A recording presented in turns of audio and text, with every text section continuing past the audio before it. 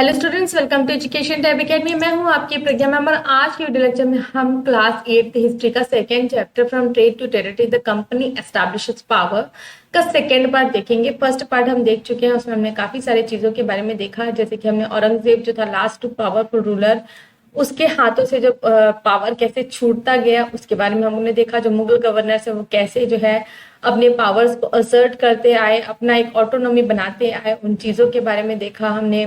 फिर हमने ये भी देखा कि ईस्ट इंडिया कंपनी जो है कहाँ से आती है, जो जो यूरोपियन कंट्री है वहां से वो आती है कहाँ, ईस्ट में। इसलिए उनको क्या कहा, इसलिए उनकी जो कंपनी है उनका नाम हम लोग क्या रखते हैं, ईस्ट इंडिया कंपनी। और हम देखते हैं कि कैसे वो यहाँ पे कब्जा जमाते जमाते जमाते यहाँ पे पूरा अपना साम्राज्य बना देती है। और सबसे पहले वो ट्रेड करना कहाँ स्टार्ट करते हैं, बंगाल में स्टार्ट करते हैं। और आगे हमने देखा कि कैसे जो है वो ट्रेडिंग के लिए आते हैं और ट्रेडिंग में उनको जो छूट चाहिए रहता है, कंसेशन चाहिए रहता है, जो जो उनका जो प्रिविलेजेस चाहिए रहता है वो नहीं मिलता है, तो उनके कारण क्या है वो लड़ाइयाँ करना स्टार्ट कर देते हैं। तो लड़ाई में हमने देखा था बैटल ऑफ प्लासी जो है सिराजुद्दौला और ब्रिटिश आर्मी के साथ जो होता है, हमने उसको देखा था। और कैसे जो है ब्रिटिशर्स जो है वो लड़ाई को जीतते हैं भाई गलत काम करके, है ना। हमने ये सारी चीजें भी देखी थी। और हमने देखा था कि कैसे जो है अब जो है कंपनी जो है ऑफिशियल्स जो है अब खुद अपने आप को नवाब बना दे रहे हैं। ठीक है, पहले तो वो चाहते थे कि वो ऐसे नवाब बनाए जो उनके हाथ में पपेट्स बन के रहे। अब जो है वो क्या कर रहे हैं, खुद ही अपने आप को नवाब बना देते हैं। ये सोचते भी एक दूसरे को नवाब बनाते हैं, वो ठीक से हमारे लिए काम नहीं करता है, हमारी बातों को सुनता नहीं है। तो कंपनी के ऑफिशियल्स है वो खुद अब क्या है नवाब बन जा रहे हैं। तो यहाँ से हमको स्टार्ट करना है और आगे हम क्या देखेंगे, हमको देखना है बैटल ऑफ बक्सर कहाँ हुआ, कैसे हुआ, किसके साथ हुआ। और हम एक बहुत ही वीर के मतलब वीर जो उस समय के राजा थे उनके बारे में जानेंगे, टीपू सुल्तान के बारे में, जिसे जिन्हें टाइगर ऑफ मैसूर भी कहा जाता है।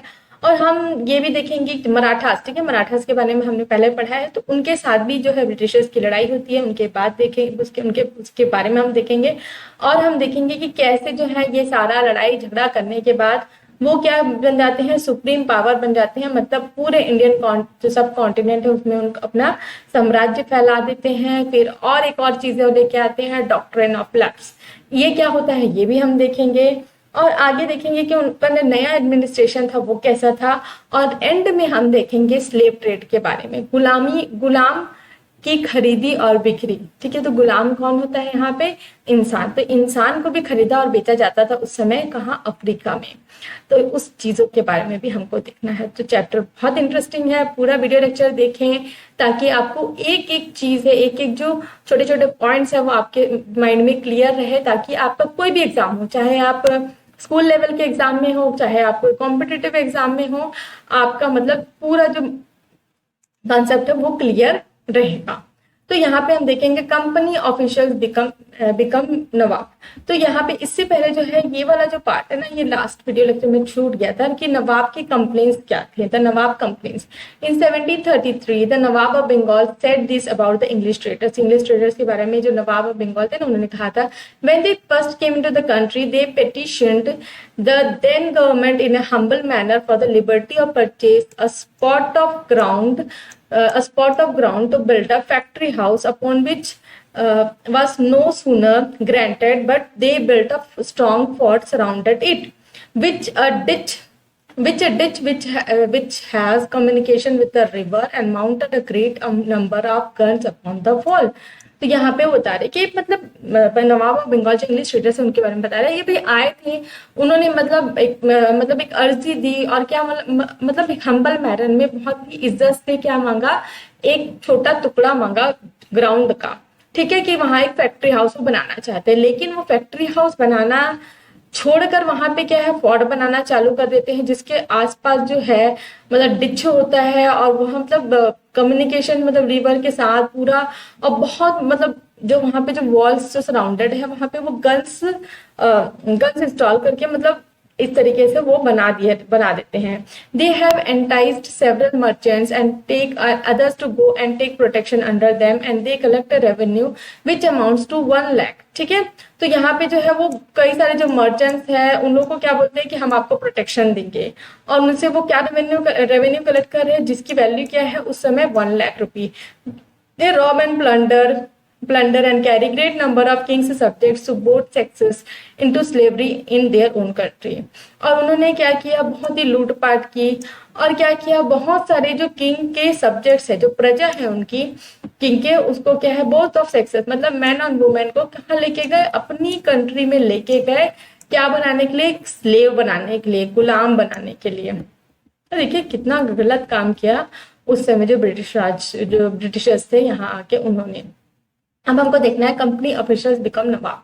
What did it mean to be nawab. ठीक है, नवाब बनने का क्या कारण है, क्या मतलब होता है। It meant of course that the company acquired more power and authority. तो इसका मतलब क्या है, जो कंपनी है उसके पास अब क्या हो गया, ज्यादा पावर हो गई और ज्यादा अथॉरिटी हो गई, ज्यादा राइट्स उनको मिलने लगे। But it also meant something else. इसका और एक मतलब क्या था, each company servant began to have vision of living like nawab. तो जो भी कंपनी में वहां काम करते थे, जो ब्रिटिशर्स थे, वो अपने आप को क्या है, नवाब की तरह, मतलब अपने आप को नवाब की तरह देखने लग गए। After the Battle of Plassey, the actual Nawabs of Bengal were forced to give land and vast sum of money as personal gift to company officials। तो जैसे ही बैटल ऑफ प्लासी हुआ उसके बाद जो एक्चुअल नवाब थे वहां पे, है ना, जैसे कि मीर जफर हो गया, मीर कासिम हो गया, ये लोगों को क्या है, और सुहजतुल्लाह हो गया, तो ये लोगों को क्या है, जिन लोगों को फोर्स किया गया कि वो उनको लैंड दे और बहुत सारी मनी दे पर्सनल गिफ्ट के तौर में, तो कंपनी ऑफिशियल उनको। तो Robert Clive himself amassed a fortune in India. ठीक है, तो रॉबर्ट क्लाइव जो थे, हमें इनके इससे पहले में देखा, जो जिन्होंने बैटल ऑफ प्लासी की लड़ाई लड़ी। ठीक है, तो रॉबर्ट क्लाइव जो है वो कितना इकट्ठा कर चुके थे, धन दौलत जो है, फॉर्च्यून मतलब अमास्ट मतलब इकट्ठा करना, फॉर्च्यून मतलब बहुत सारी संपत्ति, पूरी जो संपत्ति उनकी थी, मतलब वो इंडिया से बहुत सारा कलेक्ट करके गए थे। He had come to Madras from England in 1743। ठीक है, कहाँ पे आए वो, पहले मद्रास में आए थे, जिसको अभी चेन्नई कहा जाता है, इंग्लैंड से 1743 एट द एज ऑफ 18, 18 साल की उम्र में यहाँ आ गए थे। व्हेन इन 1767, ठीक है, 1767 के आते आते, ठीक है, he left India, his Indian fortune was worth, ठीक है, ये पाउंड में लिखा गया है, 4,01,102। ठीक है, इतना इनके पास धन यहाँ पे वो इकट्ठा करके कहाँ गए, अपनी कंट्री वापस गए। Interestingly, when he was appointed Governor General of Bengal in 1764, he was asked to remove corruption in company administration, but he himself was cross-examined in 1772 by the British Parliament, which was suspicious of his vast wealth। तो यहाँ पे देखिए कितना धन इकट्ठा कर लिया भाई, है ना, उस समय के 4 लाख की वैल्यू हुई कितना, पाउंड में, इंडियन करेंसी में नहीं, पाउंड में। तो जब वो बंगाल के गवर्नर बनाए गए थे 1764 में, तो उनको क्या है, उनको इसलिए अपॉइंट किया गया था कि जो करप्शन है, ठीक है, करप्शन जो है मतलब जो ब्राइबरी हो गई, है ना, घूस देने वाला जो काम हो गया, गलत तरीके से काम करना, करप्शन कहा जाता है। तो करप्शन है कंपनी एडमिनिस्ट्रेशन, उसको हटाया जाए। लेकिन क्या है, उनको खुद ही क्रॉस एग्जामिन किया गया, मतलब उसकी उनकी जांच पड़ताल की गई 1772 में ब्रिटिश पार्लियामेंट पे। क्या है कि उनके पास इतना सारा जो धन है उसके लिए उनको शक की नजर से देखा गया। ऑल्दो ही वाज एक्विटेड मतलब उनको निर्दोष पाया गया। ही कमिटेड सुसाइड इन 1774। ठीक है, बहुत सारी धन संपत्ति इकट्ठा की, सस्पिशियस हुए और क्या है बिल्कुल निर्दोष भी साबित हो गया। उसके बाद भी उन्होंने क्या किया, कर लिया, सुसाइड कर लिया 1774 में। तो इम्पोर्टेंट है भाई, याद रखेंगे बैटल ऑफ प्लासी किसका और किसके बीच में हुआ, रॉबर्ट क्लाइव कब इंडिया में आए थे, क्या क्या फंक्शन उन्होंने निभाए, कब गवर्नर जनरल बनाया गया, कब उनकी डेथ हुई। ये भी पूछ सकता है कि भाई किसने कमिट किया था सुसाइड, ऐसा टाइप के क्वेश्चन आ सकते हैं। तो यहाँ पे हम देखेंगे how did Clive see himself. ठीक है, क्लाइव अपने आप को कैसे देखते थे, इसके बारे में हमको देखना है। At his hearing in the front of a committee in Parliament, Clive declared he had shown admirable restraint after the Battle of Plassey. That is what he said। ठीक है, जब उनको मतलब सस्पिशियस माना गया, तो जब ब्रिटिश पार्लियामेंट के सामने खड़ा किया गया, तो उन्होंने बताया कि मतलब उन्होंने बहुत अच्छे से संयम से अपना जो काम है, रिस्ट्रेन मतलब है ना, संयम से काम किया। एडमिराइबल मतलब प्रशंसा पूर्वक जो है, मतलब जिसकी प्रशंसा की जाए उस तरीके से उन्होंने मतलब संयम के साथ काम किया बैटल ऑफ प्लासी के बाद में। That is what he said, ये क्या बोले, consider the situation in which the victory at the Plassey had placed me, है ना, जो बताना चाह रहे हैं कि किस सिचुएशन में थे आप बैटल ऑफ प्लासी जीतने के बाद। A great Prince was dependent on my pleasure and upland city ले ऑन माय मर्सी। ठीक है, तो एक बताना चाह रहे हैं एक प्रिंस है, ठीक है, बड़ा जो प्रिंस है वो किसके ऊपर डिपेंडेंट था, मेरे प्लेजर्स के ऊपर डिपेंडेंट था, मेरी खुशी के ऊपर डिपेंडेंट था। ऑन एन अपलैंड जो धनी सिटी है, ठीक है, जो सिटी बंगाल के बोल रहे वो क्या है, मेरे मर्सी के अंदर थी। ठीक है,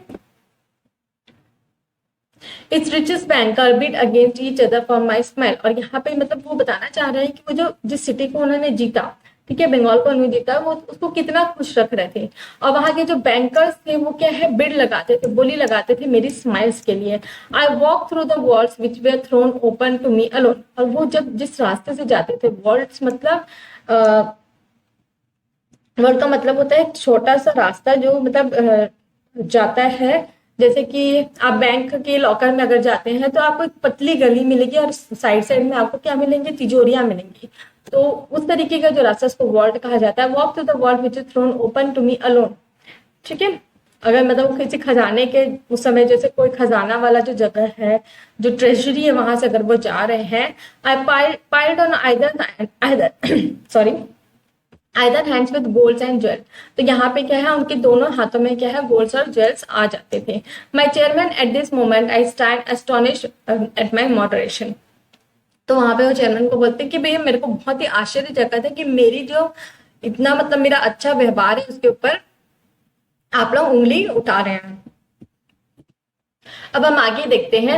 However, not all company officials succeeded in making money like Clive. Many died at early death in India due to disease and war, and it would not be right to regard all of them as corrupt and dishonest. तो यहाँ पे जो है, जैसे कि Clive ने इतना सारा जो रुपया वगैरह इकट्ठा किया, वैसे सारी जो कंपनी के ऑफिशियल्स थे वो इतने कामयाब नहीं हुए भाई इतना सारा पैसा इकट्ठा करने के लिए। और कई जो है वो अर्ली एज मतलब बहुत ही कम उम्र में क्या है खत्म हो गए, कुछ डिसीजेस के कारण और कुछ जो है लड़ाइयों में मारे गए। तो इट वुड नॉट बी, मतलब ये कहना भी गलत नहीं है कि मतलब सारे जो कंपनी के ऑफिसर्स थे वो इस तरीके के करप्ट और डिसऑनेस्ट थे। कुछ लोग बहुत अच्छे भी थे। Many of them come from humble background. तो बहुत लोग जो है उनका जो व्यवहार था वो काफी अच्छा था। वो इंडियंस के बारे में सोचते थे, इंडियन की अच्छाई के बारे में सोचते थे, इंडिया को कैसे अच्छा बनाना है उसके बारे में सोचते थे। Their uppermost desire was to earn enough in India, return to Britain and lead a comfortable life. और इसमें कुछ लोग ऐसे भी थे जो चाहते थे कि मतलब उनका ये इच्छा थी कि यहाँ से वो पैसे कमाए, पैसे कमा के वो वापस ब्रिटेन में चले जाए और वहां पे एक आराम की जिंदगी जिए। Those who manage to return with wealth led flashy lives and flaunted their riches. और जो लोग ऐसे मैनेज कर पाते थे कि वो इतना मतलब पैसा इकट्ठा करे और वहां ब्रिटेन में चले जाए, वो कैसा लाइफ जीते थे, एकदम फ्लैशी और फ्लॉन्टेड, है ना, फ्लैशी लाइफ जीते थे और flaunted their riches. Flashy life मतलब एकदम तड़क भड़क वाली जिंदगी, और फ्लॉन्टेड मतलब एकदम दिखावा करते थे कि हम बहुत ही मतलब रईस है, हम बहुत रिच है। दे वेयर कॉल्ड नवाब्स। ठीक है, नवाब्स, ठीक है, उनको क्या कहा जाता था, nawabs. And anglicised version of Indian word nawab. ठीक है, एंग्लिसाइज्ड मतलब होता है जो इंग्लिश की जो भाषा होती है उस तरीके से बोलना। जैसे नवाब को क्या बोल रहे ना, नवाब। ठीक है, to make something English in character, इसका मीनिंग होता है। They were often seen as abstracts and social climbers in British society and were ridiculed or make fun of in plays and cartoons. तो यहाँ पे जो ये जो लोग थे जिनको नवाब अपने आप को वो नवाब कहते थे, तो उनका क्या है, उन लोगों को क्या है मतलब बहुत ही मतलब दिखावा करने वाले लोग कहा जाता था। और सोसाइटी में बस ऐसे ही दिखावा करने वाले बोलते थे ब्रिटिश सोसाइटी में, और उनका मजाक उड़ाया जाता था। ठीक है, रिडिकुल मतलब मजाक उड़ाया जाता था प्लेस और कार्टून में। उसके बाद हमको देखना है कंपनी रूल एक्सपैंड। जो कंपनी जो है अपना रूल कैसे एक्सपैंड करते हुए जा रही है उसके बारे में। If we analyse the process of annexation of Indian states by East India Company from 1757 to 1857, मतलब 100 साल में हम अगर देखेंगे जो ये कब्जा करने का जो प्रोसेस है ना, एनेक्सेशन मतलब कब्जा करने का, जो इंडियन स्टेट्स को कब्जा करने का जो प्रोसेस है ईस्ट इंडिया कंपनी को, सर्टन की एस्पेक्ट्स इमर्ज। ठीक है, तो बहुत सारे जो है की एस्पेक्ट्स है वो निकल के आते हैं जिनका हमको पता चलता है। The company rarely launched a direct military attack on an unknown territory. तो कंपनी जो है वो किसी भी अननोन टेरिटरी जिसको वो नहीं जानती, कोई भी जो एरिया है वहां पे डायरेक्टली जो है मिलिट्री अटैक नहीं करती थी। Instead it used a variety of political, economic and diplomatic methods to extend it influence before annexing an Indian kingdom. तो कहीं पे भी वो हमला करने से पहले, किसी भी राज्य को छीनने से पहले वो क्या करती थी कि एक मतलब पॉलिटिकल, इकोनॉमिक और डिप्लोमेटिक मेथड यूज करती थी। पॉलिटिकल मतलब राजनीतिक, इकोनॉमिक मतलब अर्थव्यवस्था की तरह से, और डिप्लोमेटिक मतलब कूटनीति अपना के। तो यहाँ पे हम आगे देखेंगे। इससे पहले भी हमने देखा कि कैसे जो है वो बैटल ऑफ प्लासी जीते थे। तो after the battle of Buxar, ठीक है, बैटल ऑफ बक्सर जो है 1764 में हुआ था। तो company appointed residents in Indian states. तो कंपनी जो है अब क्या है, एक नए पोस्ट रेसिडेंट्स अपॉइंट करती थी इंडियन स्टेट्स में। दे वेयर पॉलिटिकल और commercial agents and their job was to serve and further the interest of the company. तो ये जो कंपनी जो रेसिडेंट्स थे इंडियन स्टेट्स में, इनका क्या काम था, ये कमर्शियल एजेंट्स हुआ करते थे। इनका क्या काम था, सर्व करना जो ईस्ट इंडिया कंपनी है, और जो कंपनी का जो इंटरेस्ट है उसमें काम करना। Through the resident, the company official began interfering in the internal matters of Indian states। और ये जो उन्होंने रेसिडेंट्स अपॉइंट करके रखे थे, इसके द्वारा जो है कंपनी की जो ऑफिशियल्स है, जो इंडियन स्टेट्स का जो इंटरनल मैटर्स है, जो यहाँ के राजा महाराजाओं का जो मैटर रहता रहा है, उसमें वो लोग इंटरफेयर करने लगे। They tried to decide who was to be successor to the throne and who was to be appointed in the administrative post। तो ये वो लोग डिसाइड करने लगे कि भाई अगर कोई राजा मर गया तो उसका सक्सेसर कौन होगा, और किसको किसको जो है एडमिनिस्ट्रेटिव पोस्ट के लिए चूज करना है। Sometimes the company force the state into subsidiary alliance. तो यहाँ पे कुछ कभी कभी ऐसा होता था कि कंपनी जो है फोर्स कर देती थी, कोई भी स्टेट है, कोई भी राज्य है, उसको क्या है, सब्सिडियरी अलायंस के लिए। सब्सिडियरी अलायंस क्या होता है ये देखेंगे हम लोग। According to the terms of this alliance, Indian rulers were not allowed to have their independent armed force। ठीक है, तो सब्सिडियरी अलायंस के मुताबिक जो इंडियन रूलर्स हैं उन लोगों को कोई भी हक नहीं है कि वो अपना एक इंडिपेंडेंट आर्म्ड फोर्स रखे। They were to be protected by the company by had to pay for the subsidiary forces that the company was supposed to maintain for the purpose of protection। तो देखिए कोई भी राज्य है उसको अपनी जो है आर्मी रखने का हक नहीं रहा, तो उनको क्या करना पड़ता था, ब्रिटिश है ना, उनको किसके अंदर रहना है, ब्रिटिशर्स के रहना है, ब्रिटिशर्स के प्रोटेक्शन के अंदर रहना है। और वो उनको क्या है, मिलिट्री फोर्सेस प्रोवाइड करेंगे, उनको प्रोटेक्ट करेंगे, और उसके लिए क्या उनको पे करना है, जिसको क्या बोल रहे हैं, सब्सिडियरी फोर्सेस। ठीक है, उनको पे करना है इस सब्सिडियरी फोर्सेस के लिए, जो आर्म्ड फोर्स उनको प्रोवाइड करेंगे उसके लिए। ठीक है, तो कंपनी सपोज, ठीक है, कंपनी का ही हक था कि वो मेंटेन करे वो जो स्टेट है उसके लिए आर्मी वगैरह प्रोटेक्ट करे, और आर्मी का जो प्रोटेक्शन उनको मिल रहा है उसको उनको क्या करना है, पे करना है, जो भी रूलर है उनको। If the Indian ruler failed to make the payment, then the part of their territory was taken away as penalty। तो अब जो है इंडियन रूलर जो है, अगर वो ये पेमेंट देने में मतलब दे नहीं पाया, अनेबल मतलब फेल हो गया देने के लिए, ठीक है, तो वो दे नहीं पाया, तो उसको क्या है, वो जो टेरिटरी है जिसको प्रोटेक्ट कर रहा था उसको देना पड़ेगा पेनल्टी के तौर पर। For example, when Richard Wellesley was governor general 1798 से 1805 तक। ये डेट्स है, बहुत इंपॉर्टेंट है, आपको बिल्कुल याद रखना है कौन सा जो गवर्नर है, कौन कब किस समय से कितने समय तक रहा है। तो nawab of Awadh was forced to give half of his territory to the company in 1801। तो रिचर्ड वेलेस्ली के टाइम में जो गवर्नर जनरल थे 1798 से 1805 तक, जो नवाब थे अवध के, उनको फोर्स कर दिया कि वो अपनी आधी जो टेरिटरी है वो कंपनी को दे दे। कब, 1801 में। ऐसे फेल टू पे फॉर द सब्सिडियरी फोर्सेस, जो सब्सिडियरी फोर्सेस उनको दिए गए थे कंपनी की तरफ से, वो उनको क्या है, फेल हो गए उनका पेमेंट करने के लिए। Hyderabad was also force to cede territories on the same ground. तो हैदराबाद को भी है अपनी जो टेरिटरी है उनको देनी पड़ी इन्हीं सिमिलर ग्राउंड्स में। सिमिलर ग्राउंड मतलब वो जो सब्सिडियरी फोर्सेस उनको प्रोवाइड किया गया था, जो हैदराबाद स्टेट है उनका पेमेंट जो है कंपनी को वो नहीं दे पाए। तो यहाँ पे एक पिक्चर है, nawab Shujauddaula of Awadh with his sons and British resident, painted by Tilly Kettle Oil 1772। तो 1772 की पेंटिंग है। तो यहाँ पे ब्रिटिश रेसिडेंट है, ये नवाब है और उनके बच्चे हैं और ये पेंट किया गया है। The treaties that follow battle of Buxar, battle of Buxar के बाद जो ट्रीटीज है, जो समझौते हुए post nawab Shuja-ud-Daula to give much of his territory. तो उसके बाद जो है, जो ये ट्रीटी हुए बैटल ऑफ बक्सर के बाद, जो नवाब है उसको क्या फोर्स किया गया, वो कि बहुत सारी जो उनकी संपत्ति है वो क्या है, ब्रिटिशर्स को दे दे। Here, however, he posed in real splendor, towering over the desert. तो यहाँ पे उनको क्या दिखाया जा रहा है, एक मतलब बहुत ही मतलब वो स्प्लेंडर है वहां पे, एकदम मतलब तना हुआ राजा है रेसिडेंट्स के सामने में। What power did residents have? तो ये जो रेसिडेंट्स अपॉइंट कर रहे हैं कंपनी के ऑफिशियल्स, उनका क्या पावर है? This is what James mill, the famous economist and political philosopher from Scotland, wrote about the residents appointed by company. तो यहाँ पे जो जेम्स मिल है, उन्होंने क्या लिखा है, जो फेमस इकोनॉमिस्ट और पॉलिटिकल फिलोसोफर है, कहाँ से है, स्कॉटलैंड से, इंपॉर्टेंट पर्सनैलिटी है, इनके बारे में बिल्कुल याद रखेंगे। उन्होंने क्या लिखा है, be placed a resident who is really a king of the country. ठीक है, तो यहाँ पे जो रेसिडेंट है उसको क्या बोल रहे हैं, वो एक्चुअल में क्या है, किंग है उस राज्य का जहाँ पे उसको रेसिडेंट बनाया गया है। Whatever interjection of non interference he may act under.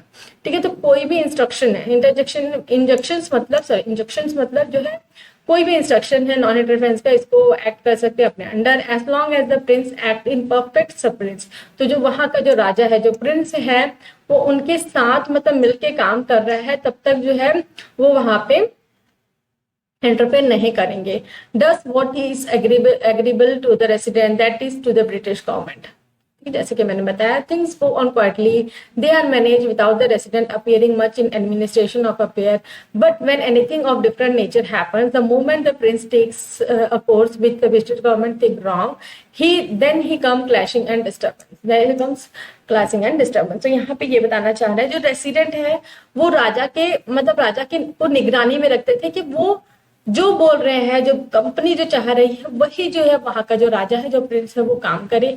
अगर जो प्रिंस है वो इस तरीके का काम करने के लिए मना कर देते हैं, या कुछ भी ऐसा मतलब डिस्टर्बिंग लगता है, कुछ भी ऐसा लगता है कि जो प्रिंस है वो ब्रिटिश गवर्नमेंट के खिलाफ जा रहे हैं, तब जो है क्लैश होते थे और आगे की कार्यवाही की जाती थी।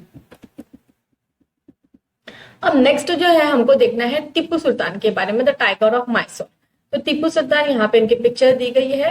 ठीक है, तो आगे इनके बारे में देखते हैं। The company resorted to direct military confrontation when it saw a threat to its political और इकोनॉमिक इंटरेस्ट। तो जो कंपनी है वो क्या कर रही है, फिर से जो है, ठीक है, कंपनी जो है किसके ऊपर डिपेंडेंट है, जो डायरेक्ट मिलिट्री कॉन्फ्रंटेशन है, कॉन्फ्रंटेशन मतलब अ फाइट। ठीक है, एक जो लड़ाई है, व्हेन ही सॉ, ठीक है, उन्होंने डायरेक्टली जो है लड़ाई लड़ी जब वो मतलब ये देख रहे हैं कि यहाँ से कुछ थ्रेट हो रहा है पॉलिटिकल और economic interest. This can be illustrated with the case of southern Indian state of Mysore. तो यहाँ पे जो है कई बार जो है मतलब यहाँ ये बोलना चाह रहे हैं, कई बार जो कंपनी जो है डायरेक्ट मिलिट्री लगा के फाइट कर, जैसे कि हमने देखा कि जब उनको लगता है कि उनकी जो पॉलिटिकल और इकोनॉमिक इंटरेस्ट है उसमें कोई थ्रेट आ रहा है, कोई मुसीबत आ रही है, तो डायरेक्ट जो है अपना मिलिट्री फाइट लगा देते थे। तो यही केस है सदर्न इंडियन स्टेट मैसूर के लिए। तो Mysore has grown in strength under the leadership of powerful rulers like Hyder Ali, ठीक है, जिन्होंने 1761 से 82 तक अपना राज्य संभाला। उसके बाद इस फेमस सन, ठीक है, उनके जो सन थे टीपू सुल्तान, उन्होंने कब रूल किया, 1782 से 1799 तक। तो यहाँ पे जो है मैसूर का जो राजा है, दो राजा के बारे में बता रहे हैं, हैदर अली और टीपू सुल्तान। Mysore controlled the profitable trade of Malabar coast where the company purchased pepper and cardamom। तो मैसूर जो है वो किसको कंट्रोल करता था, जो ट्रेड है, ठीक है, ट्रेड है जो कहाँ पे हो रहा है, मालाबार कोस्ट में, और यहाँ से जो है वो लोग बहुत प्रॉफिट कमा सकते थे। जो कंपनी है वो क्या परचेज करती थी यहाँ से, पेपर और कार्डमन। ठीक है, इन 1785 के बाद Tipu Sultan stop the export of sandalwood, pepper and cardamom through the ports of his kingdom. तो 1785 में टीपू सुल्तान क्या किया, जो एक्सपोर्ट हो रहा है, जो यहाँ से हमारी कंट्री से जो सैंडलवुड, पेपर और कार्डमम लेके जा रहे हैं वो अपने किंगडम के लिए, अपने राज्य के लिए, उसको क्या है उन्होंने रोक दिया। And this allowed local merchants from trading with company. और वहाँ के जो लोकल मर्चेंट्स थे, जो पेपर, सैंडलवुड और कार्डमम बेचा करते थे, उनको भाई मना कर दिया कि आपको कंपनी के साथ कोई भी ट्रेड नहीं करना है। He also established A close relationship with French in India and modernized his army with his help. और उनका जो रिलेशनशिप है वो फ्रेंच के साथ, फ्रेंच ट्रेडर्स हैं उनके साथ क्या था, बहुत ही अच्छा था। और उनके हेल्प से उन्होंने जो अपनी आर्मी है उनको क्या है, मॉडर्नाइज किया। मॉडर्नाइज किया कि मतलब गन्स हो गए, आर्म्स हो गए, उनको अपने आर्मी में इंक्लूड किया। तो यहाँ पे एक पिक्चर है, उसको हम देख लेते हैं। Cornwallis receiving the son of Tipu Sultan as hostage, hostage मतलब गुलाम, पेंटेड बाय डेनियल ऑर्मे 1793। ठीक है, कॉर्नवालिस जो है वो भी गवर्नर जनरल थे। तो यहाँ पे टीपू सुल्तान के दो जो छोटे छोटे यहाँ पे देख सकते हैं प्यारे बच्चे हैं, उनको क्या है अपना गुलाम बनाने के लिए, अपने अंडर रखने के लिए, अधीन रखने के लिए लेकर जाते हुए, ठीक है, बंधक बना ले रहे।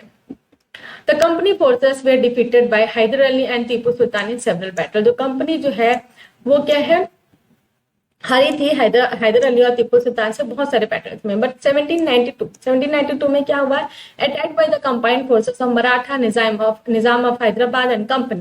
तो यहाँ पे 1792 में क्या हुआ, जो मराठा है और निजाम ऑफ हैदराबाद है और कंपनी, ये तीनों मिलके जो है टीपू सुल्तान का जो राज्य है मैसूर, वहां पे अटैक करते हैं। Tipu was forced to sign a treaty with British by which 2 of his sons were taken away as hostages। तो टीपू सुल्तान को भाई फोर्स किया गया कि वो एक ट्रीटी साइन करे, समझौता साइन करे, जिसमें क्या लिखा गया था कि उनके जो 2 बेटे हैं उनको वो लेके जाएंगे बंधक बनाने के लिए। British painters always painted like painting scene that shows the tram of British power. मतलब जो ब्रिटिश पावर है उनकी चकाचौंध दिखाने के लिए ही वो पेंट करते थे। तो यहाँ पे वो दिखा रहे हैं, ठीक है, कि वो 2 बच्चों को लेके जा रहे हैं। तो द ब्रिटिश वेयर फ्यूरियस, ठीक है, जब उनको ट्रेड करने में दिक्कत होने लगी, जो ट्रेडर्स वो सामान खरीदते थे उनको मना कर दिया भाई कि कंपनी के साथ ट्रेडिंग नहीं करना है। टीपू सुल्तान ने उनको रोकने की कोशिश की। तो ब्रिटिशर्स वेयर फ्यूरियस मतलब उनको बहुत गुस्सा आया। They saw Hyder and Tipu as ambitious, arrogant and dangerous. तो उनको क्या लगा, जो हैदर और टीपू है वो क्या है, बहुत ही मतलब महत्वाकांक्षी राजा है, वो उनकी मतलब बिल्कुल अंडर में आने वाले नहीं है, बहुत ही घमंड है उनको और बहुत ही खतरनाक है। The rulers who had to be control and crushed, और ऐसे रूलर्स को क्या है, कंट्रोल में रखना है और उनको मतलब हरा के ही रहना है, क्रश कर देना है, मतलब खत्म कर देना है। 4 wars were fought, तो 4 लड़ाइयां हुई मैसूर के साथ में 1767-69 में, 80-84 में, 1992 में और 1799 में, कि जैसे हमने ये जो पिक्चर में देखा। तो 1799 में जो है टीपू सुल्तान हार जाते हैं। Only in the last the battle of Seringapatam, ठीक है, तो ये जो बैटल हुई यहाँ पे जो है टीपू सुल्तान जो है हार जाते हैं, ठीक है। Company ultimately win a victory.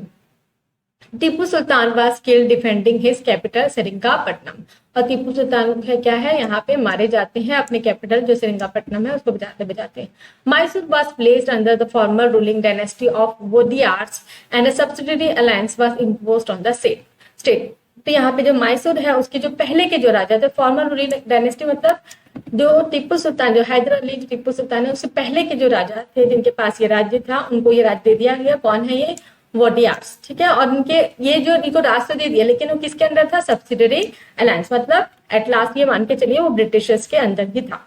The legend of Tipu, ठीक है, लेजेंड ऑफ टीपू, यहाँ पे एक टॉय है, टीपूस टॉय, टाइगर टॉय, इसके बारे में देखते हैं। बहुत इंटरेस्टिंग टॉय है, देखिए आप सोच भी नहीं सकते उस समय ऐसा कोई खिलौना हो सकता है। तो देखेंगे, this is the picture of a big mechanical toy that Tipu possessed. तो यहाँ पे क्या पिक्चर है, एक बहुत बड़ा मैकेनिकल टॉय है जो टीपू के पास था। You can see a tiger Mouling a European soldier. तो यहाँ पे हम देख सकते हैं सॉरी, यहाँ पे यह क्या है, एक टाइगर है जो क्या कर रहा है, हमला कर रहा है एक ब्रिटिश जो यूरोपियन जो सोल्जर है, ब्रिटिश सोल्जर है उसके ऊपर। तो when its handle was turned, the toy tiger roared and the soldier struck। तो यहाँ पे shrinked। तो यहाँ पे देखिए, जब जो है इसका हैंडल को जो टर्न किया जाता था तो टॉय टाइगर है वो क्या है, घुर्राता था, और जो सोल्जर है वो चीखने लग जाता था। श्रिंक्ड मतलब चीखना। This toy tiger is now kept in the Victoria and Albert Museum in London. और ये अभी कहाँ है, ये जो टॉय टाइगर है वो कहाँ है, Victoria and Albert Museum London में। The British took away when Tipu Sultan died defending his capital Seringapatam on 4 May 1799। तो देखिए बहुत सारे जो अच्छी चीजें हैं ना ब्रिटिशर्स अपने साथ ले जाते थे और अपने वहां जाके अपना संभाल के रखते थे। उनको बहुत सारी चीजें वो लेके गए हैं। कोहिनूर का जो हीरा है वो भी वहां पे है। बहुत सारी जो चीजें हैं इंडियन इंडियन सब कॉन्टिनेंट से वहां लेके गए हैं। The legends of Tipu. The kings are often surrounded by legend and they are powerful, glorified through folklore। ठीक है, किंग्स जो है हमेशा मतलब उनको उनकी किस्से कहानियां जो है फ्लोकलोर जो है ना, मतलब दंत कथाएं के तौर पर बताई जाती है। तो here is a legend about Tipu Sultan who became the Mysore in 17 became ruler of Mysore in 1782। तो यहाँ पे एक उनके बारे में बताया गया है। It was said that once he was hunting in the forest with a French friend. तो एक बार वो क्या है, फॉरेस्ट में जंगल में जाते हैं अपने किसी फ्रेंच फ्रेंड के साथ में शिकार के लिए। There he came face to face with the tiger. और वहां पे क्या है, टाइगर के सामने वो एकदम फेस टू फेस हो जाते हैं। His gun did not work and his dagger fell to the ground. तो वहां पे जो उसका उनकी जो बंदूक थी वो क्या है, काम नहीं करती है। और उनका जो डैगर होता है, जो उनका जो छुरा होता है, टाइगर मतलब छुरा आपने देखा होगा जो पहले जमाने में जो राजा महाराजा अपने पास रखते थे, वो भी क्या है जमीन में गिर गया। He battled with the tiger unarmed until he manage to reach down and pick up the dagger. तो वो क्या है, निहत्ते जो है मतलब उनके पास कुछ भी नहीं रहता, अनार्म्ड मतलब निहत्ते, और अपने जो वो टाइगर है उसके साथ वो लड़ाई लड़ते हैं। तब तक लड़ते रहते हैं जब तक वो क्या है नीचे मतलब जमीन में जाकर अपना जो छुरा है उसको पकड़ ना ले, ठीक है, पिक ना कर ले। Finally he was able to kill the tiger in the battle. After this he came to be known as tiger of Mysore. और उसके बाद जो है उन्होंने अपने जो छुरा है, जो टाइगर है, उससे क्या है जो टाइगर को मार दिया। उसके बाद जो है इनको क्या बोलने जाने लगा, tiger of Mysore. He had the image of tiger on his flag. और इनका जो फ्लैग है उसमें भी जो टाइगर का इमेज है वो रहा करता था। उसके बाद हमको देखना है वॉर विथ मराठास। ठीक है, तो सबके साथ लड़ाई देख ली, तो अब मराठास को कैसे छोड़ेंगे भाई ब्रिटिशर्स, उनके साथ भी तो लड़ाई लड़ेंगे ही ना। तो from late 18th century the company also sought to curb and eventually destroy Maratha power. तो अब देखिए 18th century के अंत तक आते आते जो कंपनी है उन्होंने क्या सोचा कि बस अब टाइम हो गया भाई कि अब जो है ये मराठा जो है क्रब मतलब उनको रोकना जरूरी हो गया है, और इवेंचुअली मतलब एट लास्ट जो है उनको क्या है हटा देना है पावर से, जो मराठा पावर है उनको खत्म करना है अपने को। तो with their defeat in third battle of Panipat in 1761 the Marathas dream of ruling Delhi was shattered मतलब टूट गया। तो देखिए जब थर्ड बैटल ऑफ पानीपत हुई 1761 में, तो जो मराठा के उनका जो ड्रीम था, ठीक है, उनका सपना था दिल्ली में रूल करने का, वो क्या टूट गया। They were divided into many states under different chief.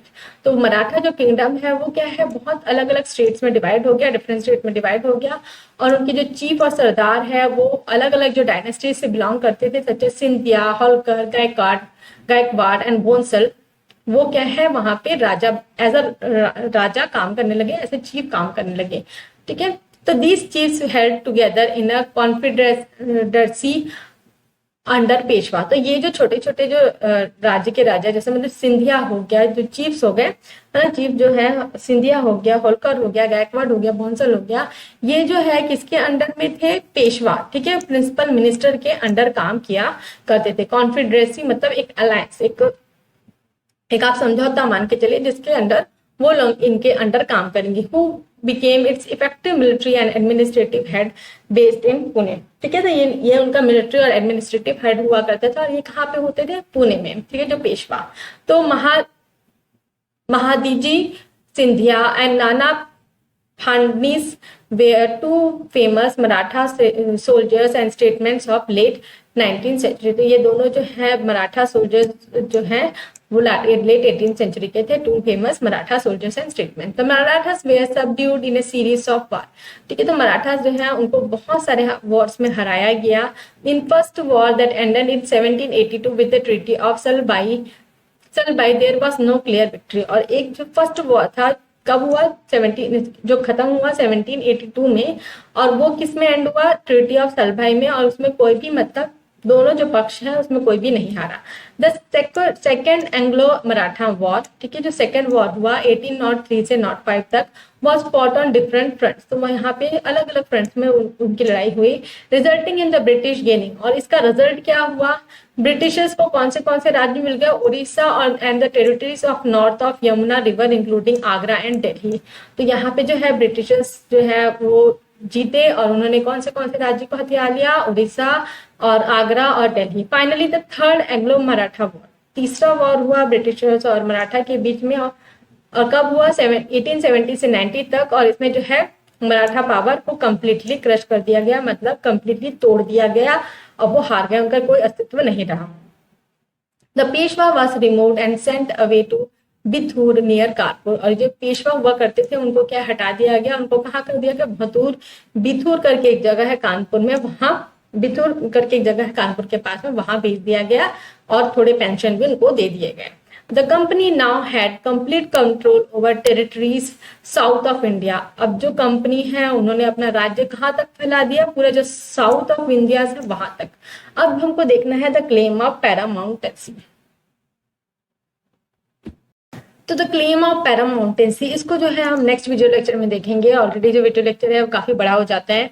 तो अगर आपको ये वीडियो लेक्चर समझ में आया है, जो मैंने आपको पूरा समझाया बात की कैसे जो ब्रिटिशर्स है धीरे धीरे स्टेप बाय स्टेप जो है वो आगे बढ़ते जा रहे हैं और कैसे जो है वो सुप्रीम पावर बन जाएंगे। अब द क्लेम ऑफ पैरामाउंटेंसी मतलब सुप्रीम पावर बन जाना। अगर वीडियो लेक्चर पसंद आया है, आपको समझ में आया है, तो आप बिल्कुल मतलब कमेंट करके बताइए। कोई डाउट है तो भी आप पूछ सकते हैं। और अगर वीडियो लेक्चर पसंद आते हैं तो मेरे चैनल को सब्सक्राइब कर लीजिए, बेल नोटिफिकेशन को भी ऑन कर लीजिए ताकि जब भी मैं नए वीडियो डालूं तो आपको नोटिफिकेशन मिल सके। Thanks for watching.